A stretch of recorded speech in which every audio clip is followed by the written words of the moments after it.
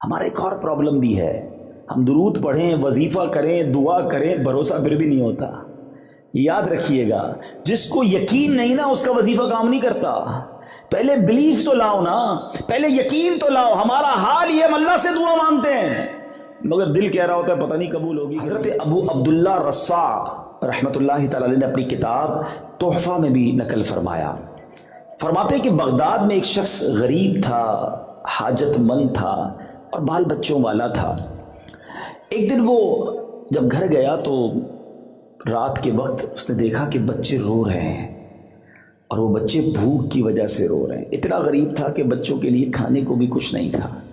نماز پڑھی، نماز سے فارغ ہوا اور بیوی بچوں کو بلایا اور کہتا بیٹھو، میرے ساتھ بیٹھو اور اللہ کے حبیب علیہ الصلوۃ والسلام پر درود پڑھنا شروع کر دو، اور دیکھو کہ اللہ تعالیٰ درود پاک کی برکت سے کیسے ہمیں غنی کرتا ہے اور اپنے فضل و جود اور احسان سے ہمیں نوازتا ہے۔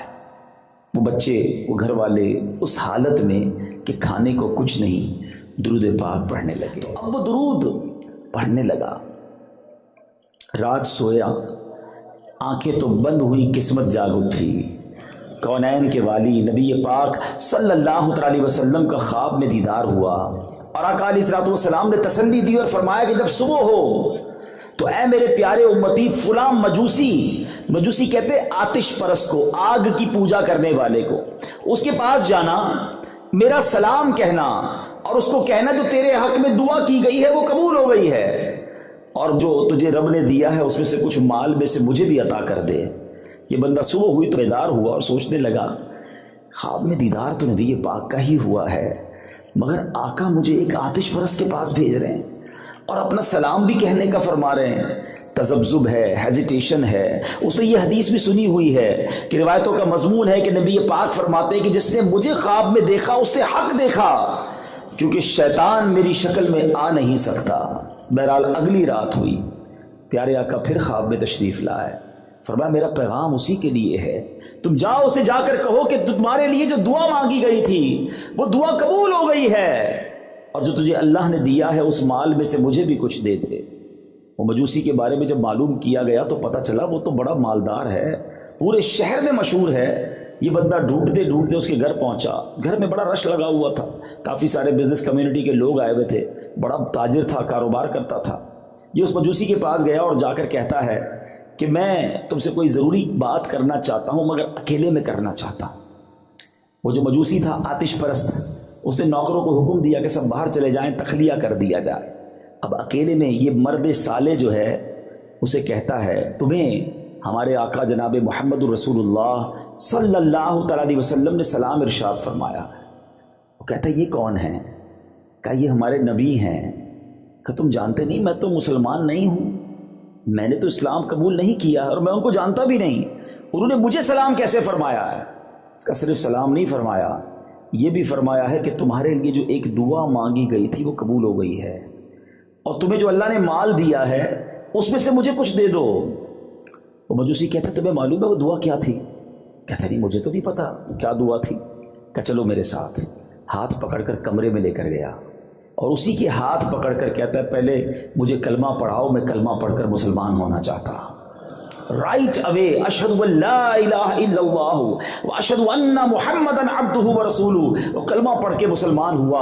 اب اس نے اعلان کیا جتنے لوگ اس کے گھر میں موجود تھے کہ اے لوگوں مجھ سے کاروبار کرنے والوں سن لو، آج میں نے کلمہ پڑھ لیا ہے، میں مسلمان ہو گیا ہوں، تم میں سے جو مسلمان ہوتا جائے گا اس کا تو مجھ سے کاروبار رہے گا، جو مسلمان نہیں ہونا چاہتا آج سے میرا تمہارا کاروبار بند۔ سارے لوگ جو اس کے چاہنے والے تھے اس کے پیسوں سے کاروبار کرتے تھے، اکثریت نے کلمہ پڑھ لیا، مسلمان ہو گئے۔ کچھ لوگ ایمان نہ لائے، اپنا مال واپس لوٹا کر وہ چلے گئے۔ اب اس نے اپنے بچوں کو بلایا، پہلے اپنے بیٹے کو بلایا، کہا دیکھ بیٹا میں مسلمان ہو گیا ہوں، اگر تو مسلمان ہوگا تو میرا بیٹا، ورنہ آج سے میرا تیرا کوئی تعلق نہیں۔ بیٹا کہتا ہے بابا جان جب آپ اس راہ پر آ گئے میں بھی کلمہ پڑھ کے مسلمان ہوتا ہوں۔ بیٹی کو بلایا، کہا بیٹی میں مسلمان ہو گیا ہوں، اب تمہارا کیا ارادہ ہے؟ اگر تم مسلمان ہوتی ہو تو میری بیٹی، ورنہ ہمارا کوئی تعلق نہیں۔ یاد رہے مجوسیوں کا ایک اصول ہوتا ہے کہ بیٹا اور بیٹی یعنی بھائی بہن کے درمیان شادی کی جاتی ہے، تو اس بھائی بہن کی بھی کچھ دنوں پہلے شادی ہوئی تھی۔ بیٹی کہتی بابا جان جب سے بھائی کے ساتھ شادی ہوئی ہے ایک بار بھی قربت نہیں کی، مجھے ویسے ہی اس سے بڑی جو ہے وہ کوفت ہوتی تھی، یہ کیسا ہمارا دین ہے؟ بابا جان آپ کلمہ پڑھ کر مسلمان ہوئے، آج میں بھی مسلمان ہوتی ہوں۔ اچھا وہ جو بندہ پیغام لے کر گیا وہ حیران، کہتا ہے پہلے میری تو سنو، مجھے تو بتاؤ یہ ماجرا کیا ہے؟ وہ کون سی دعا تھی، وہ کون سی بات تھی کہ میں تو صرف آ کر پیغام لایا ہوں اور تم سارے دھڑا دھڑ مسلمان ہوتے چلے جا رہے ہو؟ پہلے مجھے بات تو بتاؤ۔ اب وہ کہتا ہے میں بتاتا ہوں وہ دعا کیا تھی۔ ماجرا یہ ہے کہ میں نے کچھ دنوں پہلے اپنی بیٹے اور بیٹی کی شادی کی، ہمارے یہاں بیٹے بیٹی کی شادی ہوتی ہے، مجوسی کہتا ہے، آدھے شہر کو دعوت تھی، بڑی عالی شان میں نے دعوت کی، خوب کھانے کھلائے۔ جب تھک ہار کر میں اپنے گھر کی چھت پر جا کر لیٹا تو میرے گھر کے بالکل برابر میں امام حسین، مسلمانوں کے جو امام ہیں، ان کی آل کا ایک خاندان رہتا ہے، سید زادہ۔ یہ مجھے پتا تھا کہ یہ نبی پاک جو مسلمانوں کے نبی ہیں ان کی آل کے لوگ ہیں۔ تو مجھے ان کے گھر سے ایک بچی کی آواز آئی کہ امی جان یہ ہمارا پڑوسی بھی کیسا ہے، اس نے پورے شہر کو کھانا کھلایا، دعوت میں بلایا، ہمیں نہیں بلایا۔ اس کو یہ احساس نہیں ہوا کہ ہم اس کے پڑوس میں ہیں اور ہم بھوکے ہیں۔ کہتا ہے جب میں نے سنا تو میں بے قرار ہو گیا کہ میرے گھر کے برابر میں میرے پڑوسی بھوکے ہیں اور وہ مسلمانوں کے نبی کی اولاد سے ہیں، ٹھیک ہے میں مسلمان نہیں۔ فوراً اس نے کیا کیا، کھانا پیک کروایا، اپنے گھر والوں سے پوچھا کہ برابر میں بچیاں کتنی ہیں؟ کہا کہ ان کے گھر میں 3 شہزادیاں ہیں، 3 آل رسول بچیاں ہیں۔ 3 بچیوں کے لیے جوڑے نکالے، کپڑا نکالا، کھانا نکالا اور اپنی نوکرانی کے ذریعے بھجوا دیا، پھر چھت پر چلا گیا۔ تو اب ان بچیوں کی خوشی کی آواز آ رہی ہے، وہ بچیاں کہتی ہیں امی جان ہم ان کا کھانا کیسے کھا لیں، یہ تو مجوسی ہے، ہمارا مسلمان تو پڑوسی نہیں ہے۔